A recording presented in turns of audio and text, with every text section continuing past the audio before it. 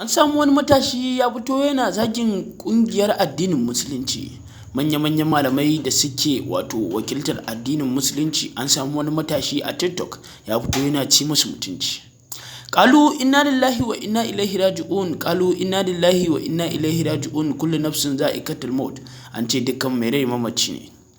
Shahararren malami Malam Abubakar Gerawa Argungum Allah Ubangiji ya mai rasuwa yayin da aka binne shi ranar Alhamis. Ya rasu ran Laraba amma saboda mutane ba su halarta manya-manyan mutanen da ake so su halarta ba su halarta a gurin jana'izar ba, aka ce a bari sai ran Alhamis.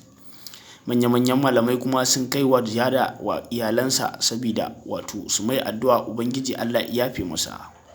Matashin kuwa da ya fito yake zagin addinin Musulunci, an samu wani ya fito yana gaggaya mai maganganu yayin da wasu suke zazzaginsa a cikin duniya. Wasu na ci mai mutunci saboda irin abubuwan da yake wa manya-manyan malamai. Wasu na cewa wannan ba shi da hankali, shi yasa aka rabu da shi. Masu sauraro kar ku manta da dangwala mana subscribing da alamar ƙararrawa don samun ingantattun shirye-shiryen mu zafafa da zarar mun ɗora. Muna godiya da sake kasancewa da mu da kuke a kowane lokaci.